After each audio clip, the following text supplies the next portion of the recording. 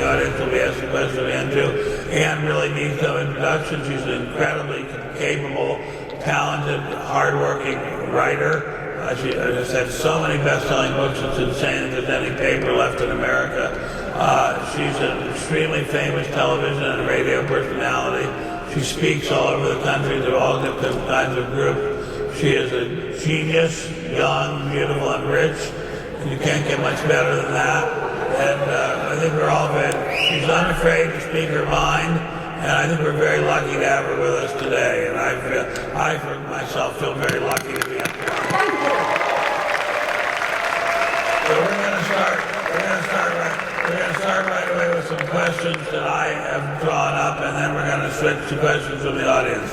So if you please, I will start right away. We're getting into topic A. The caravan is coming up from Central America. It's heading rapidly towards our border. It's a lot of people. Some of them are apparently pretty keyed up and pretty violent and probably pretty strong. Certainly a lot stronger than I am. Well, they're going to soon be, the Mexicans are trying their best, I think, to hold them back and maintain some kind of order, but it's a tall order. And so the question is, when they reach the Mexican border of the U.S., what do we do? What do we do about it? Mr. Trump said the other day that this next election will be about the caravan. And what about the caravan? Well, it reminds me of one of the reasons I'm a little testy with our commander-in-chief. He may not have realized why the chant of his campaign became build the wall, but those of us who were chanting it, this is why we wanted a wall, so that we're not constantly dealing it. What are you going to do this time, and what are you going to do this time? It's like what Trump, or rather Bush, said about the terrorists. They only have to be right. We have to be right every time. That's why a permanent, impermeable border is what we wanted there, and Trump hasn't done it, which I'm very upset with him about. So, I mean, what should be done? Yeah, I guess his best option is what he's doing, to put pressure on the many, many countries the alleged refugees are walking through to get to the gigantic welfare state, proving they are not refugees, by the way, or seeking asylum. If you just, I have to get out of this circumstance, I'm going to die. Well, you just, pass thousands of miles. There are a dozen countries closer to you, but I happen to notice that America does have the most generous welfare policies, and you know you're going to get in. But to get the other countries to stop them first is the best option, because if he stops them at the border, well, then we're going to be a little... yes, it's good. He needs to stop them. It would be a total disaster for the midterm elections if he doesn't. Because for midterm elections, as you know, they're blue wave. It ought to be a blue wave. By rights, it should be a blue wave. What has Trump done to keep his base excited? Tax cut? Half the country doesn't pay taxes. That isn't what got him the industrial Midwest. That isn't what people were chanting. I'm not against tax cuts, I love tax cuts, but that isn't what people were chanting at those 30,000 person rallies, and probably because half the country doesn't pay taxes. I mean, it's great to get the economy going again, like it. The one thing, and it's really kind of pathetic, that sort of has energized the conservative base has been the crazy attack on Judge Kavanaugh, the claims of attempted rape from these various women. But is that what the Republican strategy was? Let's just hope the Supreme Court nominee resigns and the left goes mad? That isn't a strategy. This just fell in your lap. So it makes me angry at Mitch McConnell all over again. But other than Kavanaugh and I suppose the caravan, if Trump stops it, there isn't a lot to excite the Trump base. But I want to ask, let me back up. You said he has not built the wall, and clearly he has not built the wall. If he had built the wall, we've seen it. Why has he not built the wall? I am not, I mean, this is his own fault. He surrounded himself with people who do not agree with the MAGA agenda. He seems to have hired a lot of never-Trumpers for the White House. And as I predicted in my columns during the transition, if you surround yourself with people like that, they're going to come running to you and say, oh, this can't be done. Oh, we have to worry. There's going to be a lawsuit. We can't do it. We can't do it. He's the commander-in-chief. He has full authority to build the wall. He doesn't need Congress. But why Why does he not know that he's commander-in-chief? I mean, there are a lot of things he does. I feel like he needs to be, I loved his campaign, I loved his promises, but I think someone needs to tap him on the shoulder once a day and say, hey, you're president.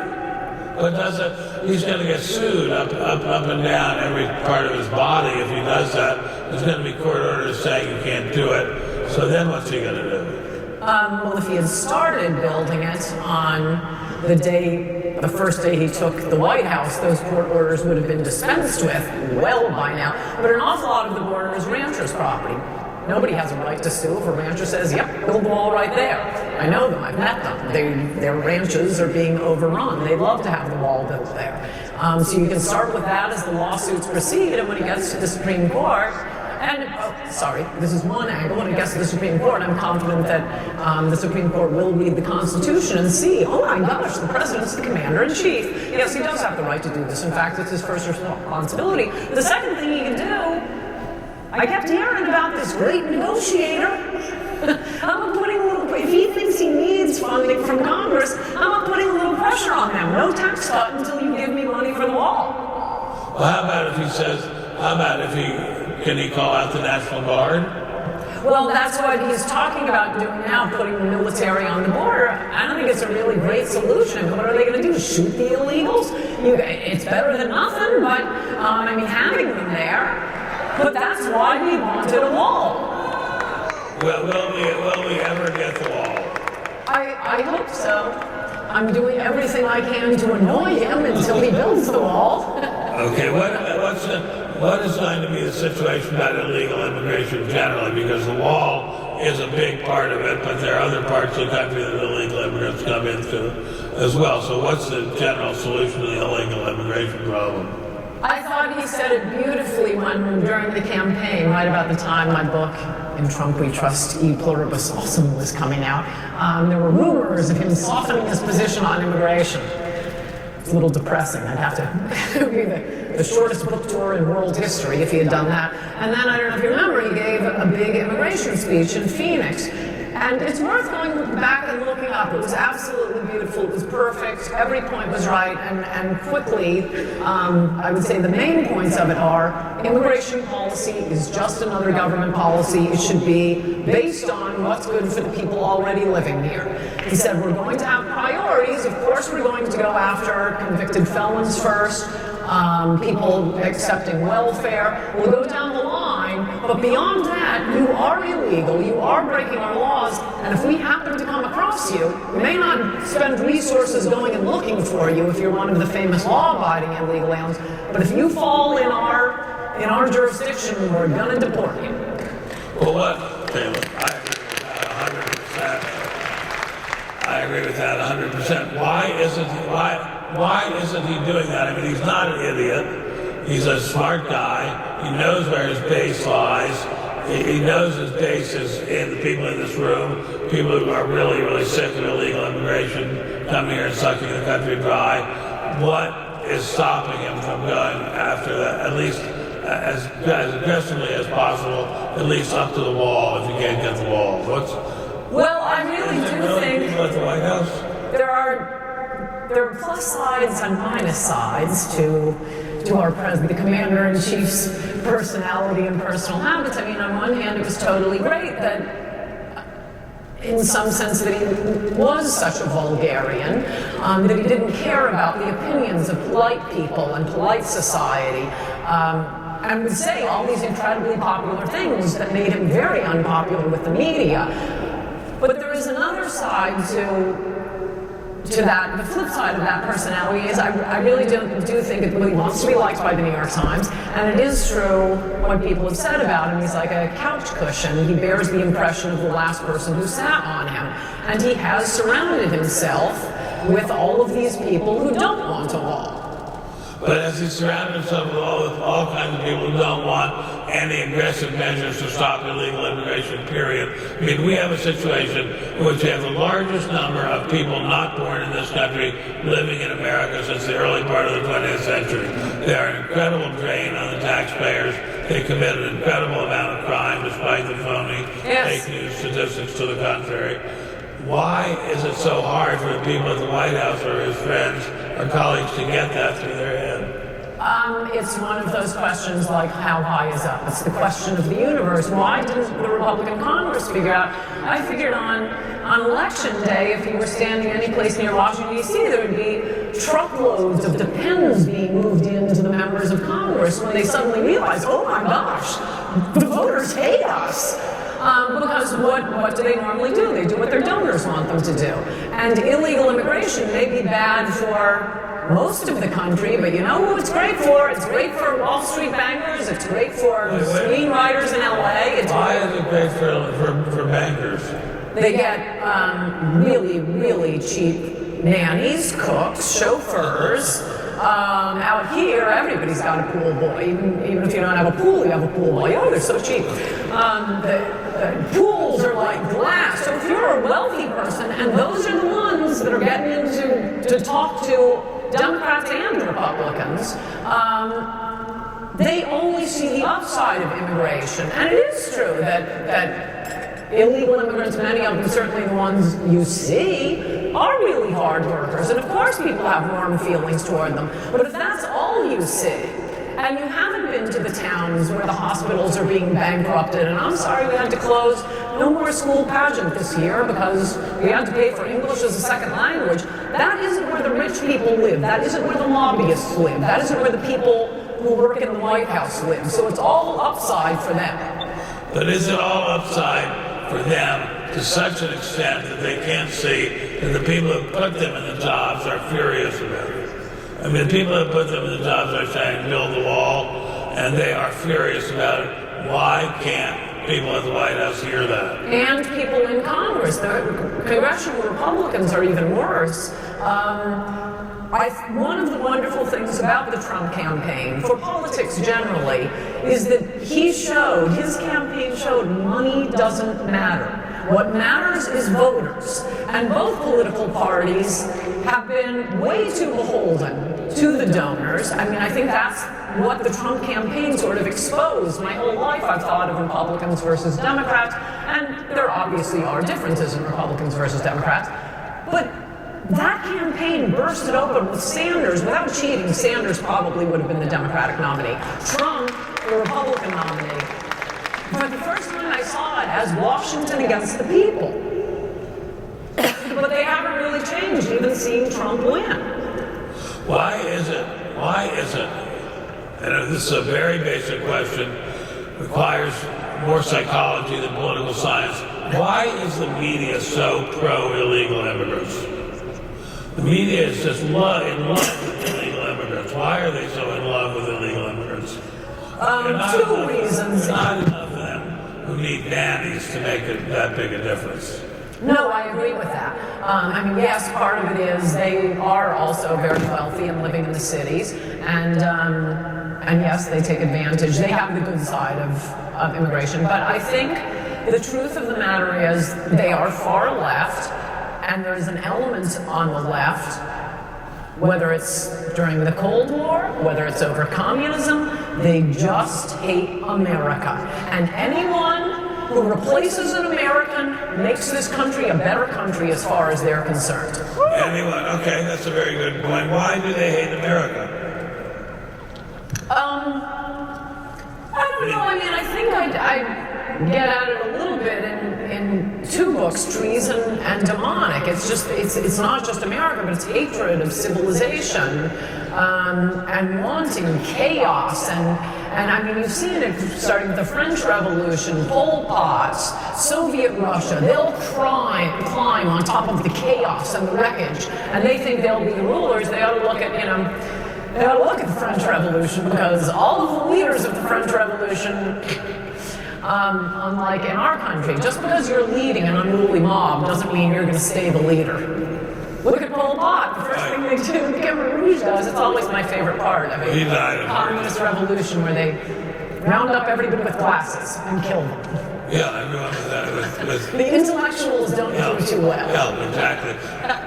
Trump is famous for saying, why are we, pardon the crudeness of my speech, for saying, well, he's famous for many things. Well, he's saying, among the many other things, he's saying, why do we get so many immigrants from these shithole countries? Why are we getting more immigrants from Norway? Why are we getting so many immigrants from these as he says, shithole? Is it just because they're the poor? It was by specific design. It flipped with the 1965 Immigration Act. Now, simultaneously with the 1965 Immigration Act, we get the beginnings of the welfare state. We get the Great Society program. So for the first 200 years, America could be kind of open borders libertarian. Sure, anybody can come, and sink or swim if you can't make it, which is why it's an interesting fact that most people don't know. Before the 1970 immigrants, about 30 to 40% of immigrants went home. They couldn't make it. Well, now nobody goes home. They go on welfare. But it was specifically by design, and we know that because the Democrats pushing the immigration bill promised that it would be exactly the opposite. It's like a guilty conscience. This will not change the demographics of America. We've seen that it absolutely is not true, and that the immigrants from these poorer countries are just a permanent drain, and a very, very large percentage of them are on welfare after having been in this country even for 10 years. Why do we still keep letting them in large numbers? Well, I think there are three reasons. One is the Democrats want the votes. Post-1970 immigrants vote 80% for the Democrats. It's working out for them. That's the best answer. There are the employers, and I mean, it's just a simple law of supply and demand. It's like pretending gravity doesn't exist. You dump a lot of low-wage workers on the country, the price for to buy a low-wage worker is going to go down. And it's quite striking that the working class and a lot of the middle class wages have been flat. So, the rich are doing great. The employer class is doing great. The employee class, they haven't gotten a raise for a really long time, which is why I think it's not surprising, despite all of the race mongering during the 2016 campaign, Trump, as I thought he would, got more of the black and Hispanic vote than either Romney or McCain or Bush. Still a very, very small percentage. Still, but consider all of the racial incitement of that campaign. It's somewhat stunning. In fact, there was a story I used to tell. I won't give you the name. It's too bad I didn't say this before I realized our mics were on. Around Christmas time, I usually spend Christmas in Palm Beach, and there's a very famous person, I'll tell you when our mics aren't on who it is, going around to Christmas parties. In fact, one of my friends in the audience here was with me. We'd heard about this before it happened.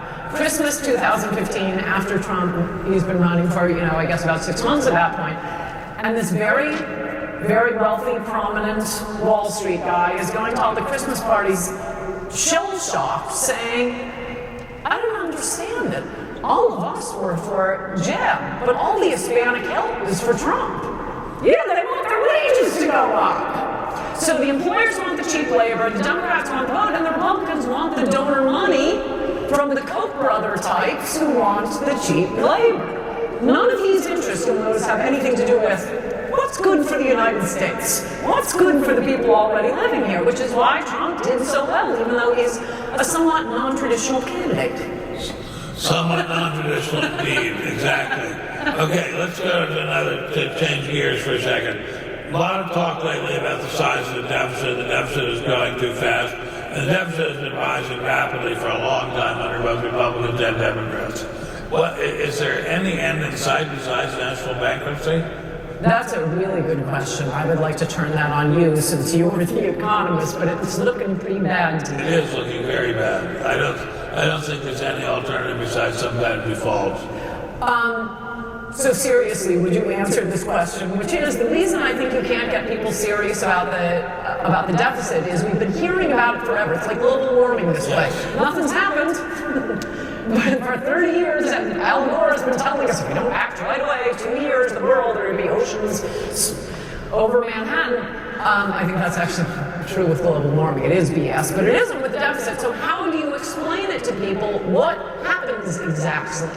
Well, what happens is that the government says at some point we can no longer make the payments on the debt, and so what we're going to do instead of making the payments on the debt is give you a piece of paper which promises to make the payments in the future.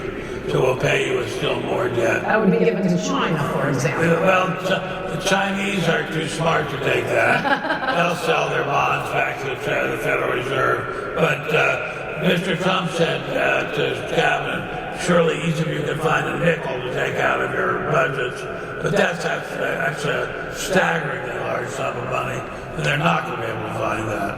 So is the alternative to raise taxes? I mean, it does seem as if that's really the only. Well, I was thinking of having my own game show where you could ask me any question and I could turn it into an immigration point in 30 seconds. Okay, well. As you were mentioning, look, there's a lot of government resources going to pay for the people we brought in. This is why people like Paul Ryan and my own party and Chris Christie, whom I think is here. You know, it's one thing to say we have to tighten our belts and, you know, sorry, we know you've been paying in all this time, but you're not going to get your Medicare, you're not going to get your Social Security. But not when you're simultaneously bringing in millions of people every year, the majority of whom will be sucking up Social Security and Medicaid dollars. So that's a big part of the solution right there. It's a middle-sized part of the solution. It's not a big part, it's a middle-sized part. But I also think that, something else I'm disappointed in the Emperor God with, one of the big parts of his campaign was to end the carried interest deduction on hedge fund managers. Nobody else would do that. And in fact, when he said it in one of the debates, John Kasich jumped in and said something about, we want to discourage investment. We don't want to discourage investment. Please donate to me, Wall Street. Please, please, please donate to me. No, Trump ran on, and you know, you always hear Warren Buffett saying, it's so outrageous that I pay a lower rate than my secretary. I agree that's outrageous. And Trump was the only candidate from either party who ever said he was going to end it, and I understand he only half-ended it. Yeah, I mean, he didn't do it at all, actually. He didn't do it at all. Let me ask you a question, continuing along this vein. We have huge deficits, and we have an incredibly strong economy, just unbelievably strong. What part do you think Trump had in making the economy so strong? That is, it is clearly strong. Was it just a continuation of the rebound coming from the Obama years, or was there something that Trump did that's causing the rebound, that's causing very strong rebound in the economy? Yes.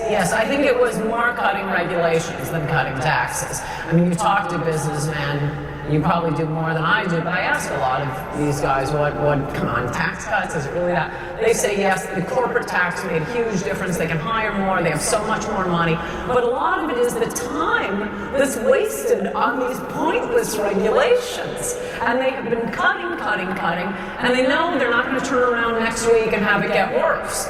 So they are hiring a lot. I think he could do a lot more by cutting off the flow of low-wage workers. I wouldn't mind, and also taxing Wall Street a lot more. Well, that's not good. That would be. I know, but it would be fun. Well, it would be fun for you. Anyway, so why in the current situation where we have such a strong economy and are running these huge deficits, why don't we have more inflation? That is totally your area and totally not my area. I gather they're slowly ticking up. It is what the interest rate is. It is picking up. Right. The president criticized the head of the Federal Reserve and said the Federal Reserve is going crazy. Do you think they've gone crazy, and do you think it's appropriate for him to be criticizing the head of the Federal Reserve? No, and again, I want you to answer this too, but you can't just have flat interest rates, a zero interest rate forever. That does screw some people. Right. Yeah, that's absolutely right. You can't have that. Let me ask you this question, and we're going to start getting questions from the audience in just 1 second. Is it proper? What is the proper tax rate on wealthy people? That is, we assume wealthy people should pay a higher rate of tax than middle-class people. How much higher? Well, they don't have to give me an exact number. I know, I'm just mulling. And why would it be fun to tax them more? Why would it be fun to tax wealthy people? Because I feel like for 30 years, basically since the Clinton years, both political parties have been servants to Wall Street. Absolutely. Republicans get blamed for it, and the weird thing, all the money Wall Street gives goes to the Democrats. Yes. How did we get saddled with it?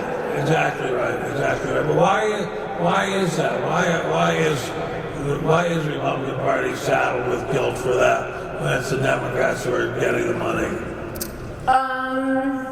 Part of it is that they have a lot of control of of the media, and part of it is that a lot of Republicans are stupid and they're perfectly happy to allow that image to exist on them. But certainly, I mean, any Hollywood movie, you're going to have any Gordon Gekko type. Of course, he has to be a card-carrying member of the Republican Party. Oh my gosh, have you ever met the Wall Street crowd? They're exactly the same as the Hollywood crowd. In fact, they're mostly cousins. They're in the Hamptons. They're vacationing in the same place. They have the same amount of money coming in. No, they're all liberals, the Wall Street crowd. They've given up overwhelming. I mean, Trump got nothing from Wall Street. It was like 90% for Hillary, and the other 10% may have gone to the Green candidate, may have gone to, none of it went to Trump.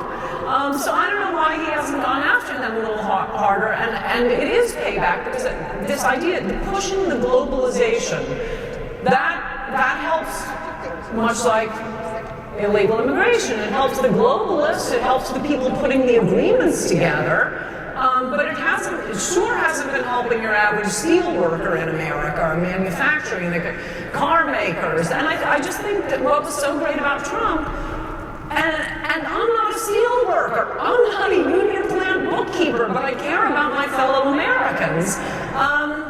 And what's so great about Trump is finally you could say, no, I want you to do something for the working class for once. Okay, that's good. That's part one. Now we're going to thank you, and now we're going to do the audience. Sir, you've been standing there patiently. Would you like to ask a question, sir? Yes, please. Thank you for answering my question, Anne. This is for you. A few days ago, you stated on Good Day LA, referring to Politicon, quote, "They are having trouble getting a liberal of any substance to debate me." How do you respond to Kyle Kulinski, who states he has email correspondence backing up the fact that you chose not to participate in a debate set up with him, and that Politicon schedules needed to be changed because of it? The question answers itself. Obviously, I am saying that this guy whose name I can't even remember and you just said it, is not a liberal of substance. You guys may be friends with him. Even You may though like him. he's a panelist. No one's ever heard of him. He's a panelist here at Politicon. Okay, so go into the next question. You're friends with this guy for the third no name they wanted you to debate in a row. No, you don't have to have 13 New York Times bestsellers, but a couple would be nice. Thank you, madam. First, I want to thank you for coming to our amazing liberal bubble. That you, even though you deflected that question, I am so curious on why you continuously talk about the welfare state when there are more white Americans on welfare than any type of person in the United States. As a cancer survivor, I myself had to go on welfare, and it was horrifyingly embarrassing. But it was there for me because the only way that I survived, I kept my apartment and my car, was through a GoFundMe page. So I'm really tired of you spreading all these fear-mongering lies about... Okay, but your whole premise is wrong. I've never said, oh, only black and brown people are on welfare. I don't know where you got that. You just injected race into this. Yeah, okay, I don't care if 90% of white people are on welfare. I've never said anything about race the and fact welfare. What I've said is that people don't come to America just to get on. Well, obviously they are, because they're audited at a higher rate than America. That is a fact. And you have to put yourself in immigrants' shoes, that why they are coming here for a better life. And that's supposed to be to pay for people, sorry, but like you, I'm assuming you are an American, not to pay for the entire world's poor people. This is what the government contract is. Okay, let's Liberals don't want that, too. But we also are proud Americans. And how dare you, as an American, really? oh, how Mob mentality. That's all you can do is mob mentality. Blame liberals for not being proud Americans. Wait a second. Walls will not work. Walls will not work, and that's why you're helping divide the nation, and Okay, well, you know, may I make a respectful suggestion? Let's try to keep the questions at a respectful level and not have smear comments directed at Ann. Sir. You're right, it is asking anything. And by the way, implicit in that title is there will be a question, not stand at the mic and give a speech. Ask. Go. You get her straight out. I wanted to know why is it that a lot of conservatives support a very free market healthcare system while also supporting school vouchers at the same time? So are vouchers appropriate in education and not in healthcare? And why is that? Wait, I'm sorry. The premise of your question is conservatives support a free market in healthcare, but also a free market in education. Why isn't that a contradiction? Well, why is it that a lot of conservatives would not support vouchers in healthcare while at the same time supporting vouchers in education? They're two entirely different things. I don't know what conservatives you're talking about or what you're talking about. I mean, healthcare has been socialist for 100 years, 60% of it, probably 70% of it. I mean, you have the VA, you have Medicare, you have Medicaid, you have Social Security disability insurance, you have all the states regulating the insurance companies. So it's not like we've ever really, I don't think anybody really, there's certainly no one alive who has ever experienced anything resembling a free market in healthcare. Yeah, vouchers might work great. Okay, thank you.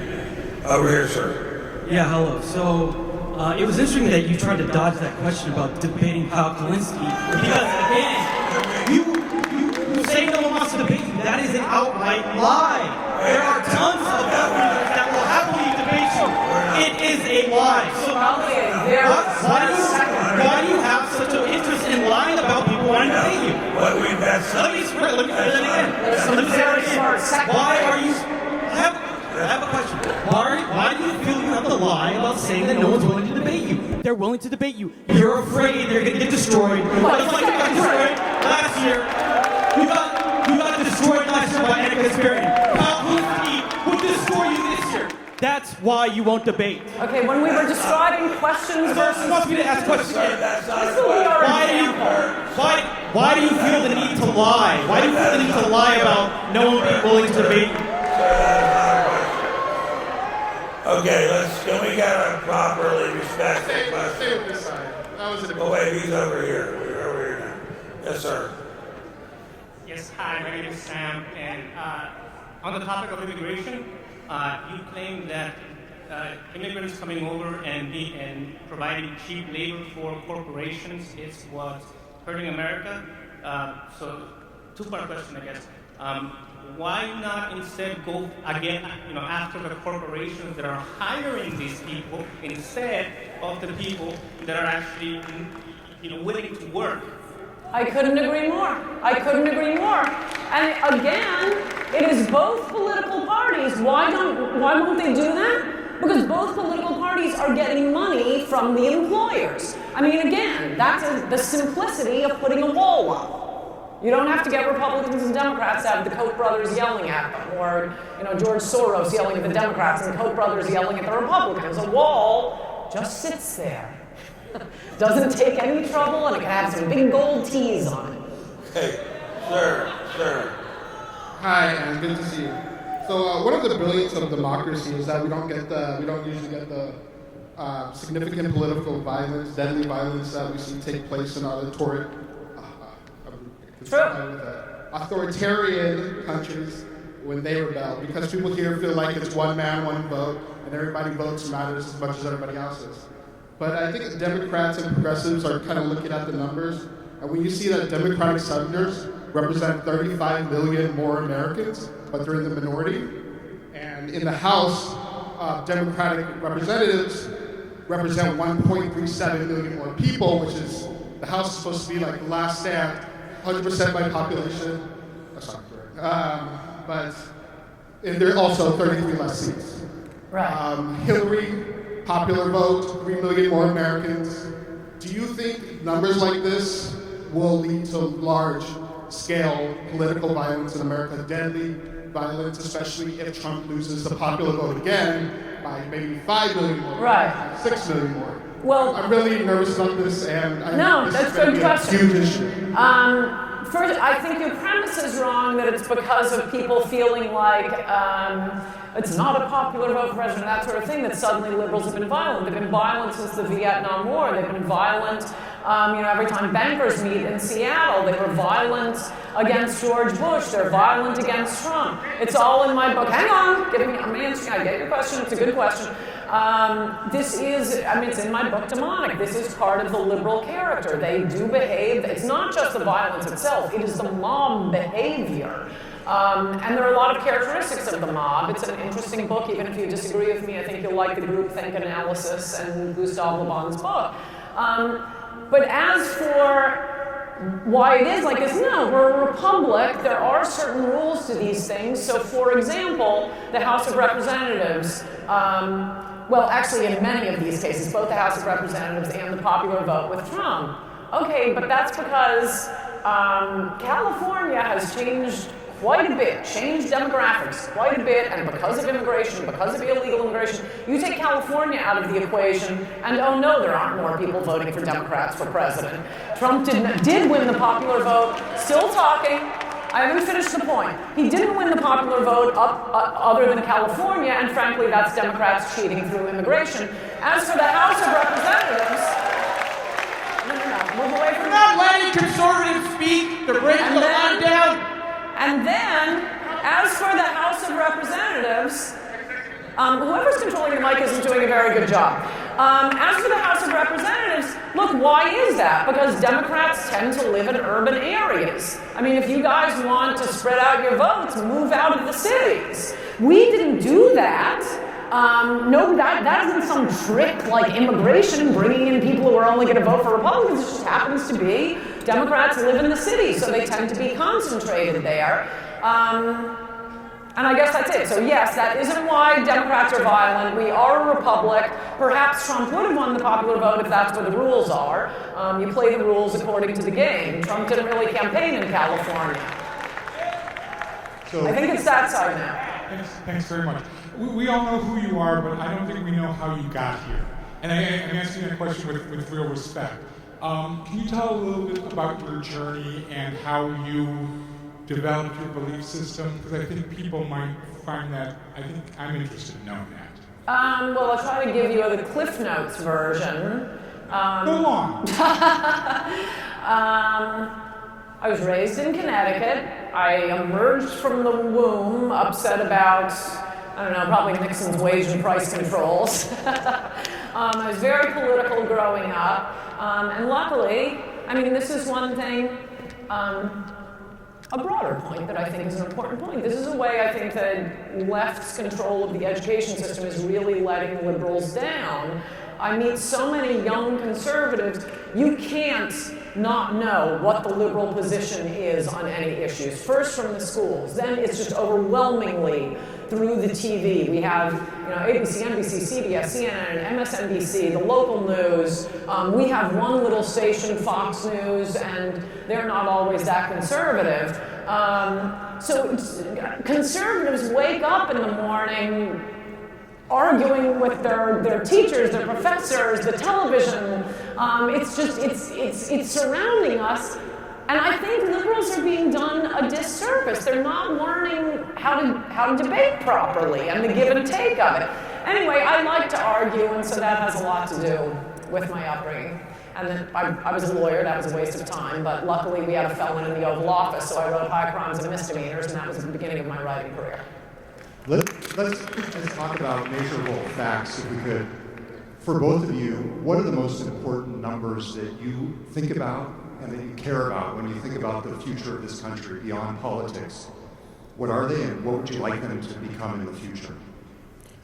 Well, I would like to see more people get a decent education, and especially not be taught the same liberal crap that they're taught now all the time. And I'd like to see more people entering the labor force, and I think Mr. Trump has done a fabulous job with that. But and I would like to see many, many, many, many, many more fathers marry the mothers of their children. So thank you.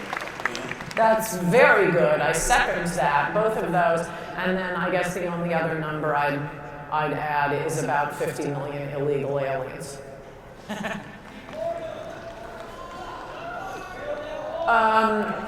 Well, it's described in Adios America, and I won't bore you too much here, but back in 2006, we've been hearing it's 11 million, 11 million, 11 million for 40 years. Very unlikely. So back in 2005, a couple of analysts at Bear Stearns, when it was still around, did a long analysis. They said, this can't be right. They've been telling us 11 million for a decade, and that was in 2006. And so they looked at other things. They looked at housing permits drawn, school enrollment, and illegal alien hotspots. Back then, they determined it was 20 million illegals. Then you had these two famous investigative reporters for Vanity Fair and Time magazine, Bartlett and Steele. They have their own entry in Wikipedia. They spent a year investigating illegal immigration. Back then, in 2006, they said we're getting 3 million a year. There is no way it is 11 million now. I mean, at the smallest estimates of what both of those figures put together, it's more like 50 or 60 illegal aliens, and trying to find a parking spot in LA. I think that's right. Thank you very much. That was a very good question. Sir. Hello, thank you. Being an immigrant here in California is kind of weird because going to school, I was taught nothing about America, what it means to be an American. I had to find out about it from a crazy person, about the Constitution and this and that. I don't want to name him, but he made me an American, basically. And why isn't the Democrat Party attacking the immigrant groups? For example, I like to joke and say I was made in Armenia, assembled in America. The Armenian population in California is nearing 2 million, over 1 million voters, and they're single-issue voters. Their genocide is the #1 issue. And why aren't we calling Turkey's bluff and getting these votes? We could flip California just by the Armenian vote, but there are Greeks, there are Koreans, all the immigrants are natural allies of the Republicans and vice versa.